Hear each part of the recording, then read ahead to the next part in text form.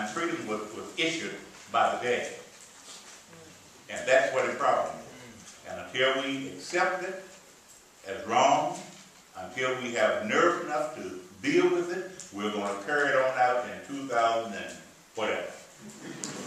Fair enough. Mark. And I think along the lines of just the judicial system, because we all know we're an educated society. We know that the weight of someone selling pure cocaine, which is usually a white affluent males who use pure cocaine, distribute in pure cocaine, receive far less sentencing than those drug level, street level offenders. So we know there's a disparity in the court system, but I think what else heightens that disparity is the media, who portrays time and time again highlighting African American and people of color crimes on a continuum. I mean, I look at even our local paper. Traditionally, you will find African American pictures splattered on the front page. My Caucasian persons who live in our society, in our community, we know they commit crimes.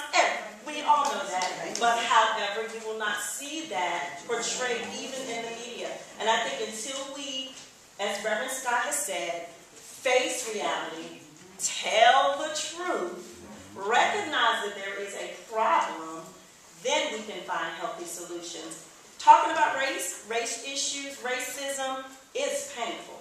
I'll be the first one to say it, because I can look in the eyes of my Caucasian sister, my Caucasian brother, and see that they hurt too. I'm going to tell you something. I didn't sleep all that.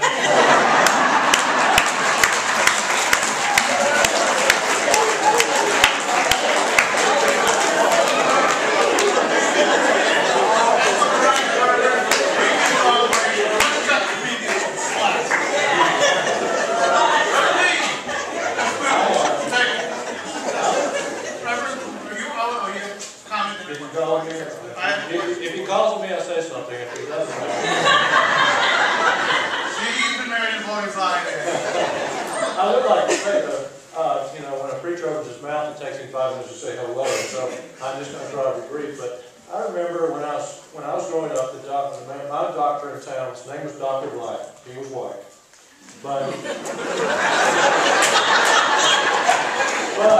on one side there was an entrance for black people, and I hesitate to use different words, and then the white. So you had the same room, but you had an entrance over here for one, entrance for the other. But they saw the same doctor. It was kind of, I didn't understand it exactly, you know, at that time. You know, water fountains, you know, bathrooms and things like that. And then in 1972, I believe, 74, there was a black high school and a white high school. And it was a long time after desegregation and that type of thing started, but in Dillon County, South Carolina, we hadn't done it. And so they closed the black high school, the white high school, and put them both in the same high school, built a new high school. And I thought that was a good thing, brought us together. And there's some changes that have happened. There are a lot more that we need.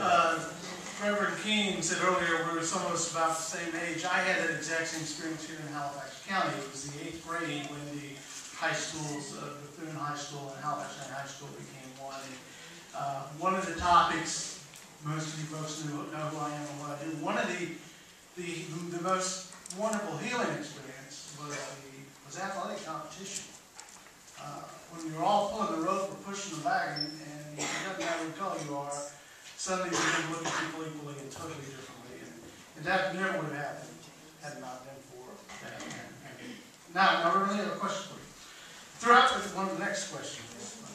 Throughout the years, the N-word has been used historically to refer negatively to a black person. The use of this word over the years is one that conveys hate, contempt, and attempted murder.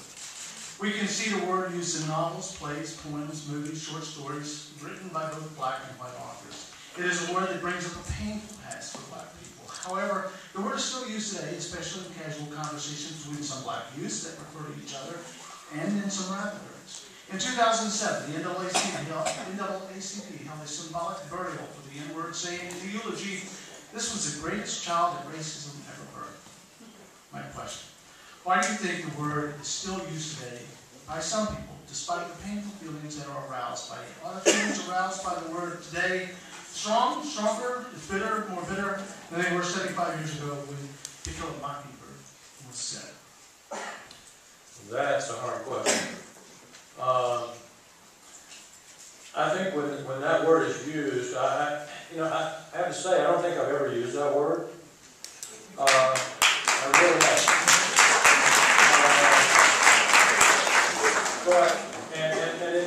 We were talking about this earlier, when a white person says that word to a black person, then it's really almost, it's unacceptable, and it should be. It should be unacceptable. When a black person says it to a black person, it's somewhat more, but it's still a put there.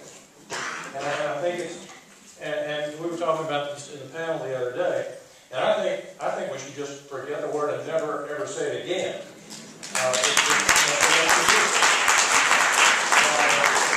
When we were talking the other day about what language do we use, even in this, do we use the N-word in this discussion? And the word was no. And then if we don't use it, what word do we use? And so, in some ways, getting back to the original question, I think it's more hurtful now because people know not to use it, that they shouldn't use it, what hurt and pain it causes now, and we know it, and if we do it anyway now, we do it knowing we're intentionally trying to cause hurt. I think everybody wants to get in on this one. I'm going to allow everyone to have a comment if they so choose. Reverend Scott. Well, the fact that we have come from 1865, during the critical years of Reconstruction, all the way up here to 2010, and we got a few mishaps that we have to hang on to survive in life. Something's wrong somewhere. Something is intentional. The next thing is that during all of that time, our government did not allow black history to be taught as it was, or as it should. That's a fallacy. We have been playing a guessing game, a game that perhaps, and hope so, and all of these kind of things that would put us in the race. But we had two things that really kept us from making progress, and one was fear, and the other one was illiteracy. And until we eradicate those from your soul, again, you're going to still mark time and spin your wheels. Yes. Okay. As I said, I discussed this with my students today, and I think a lot of us are about the same age, late 30s. I'm 29 again. We're all educated, and we don't use the word, but the students inform me that it is freely used among blacks, from blacks to whites, whites to black, and they are seldom offended by it.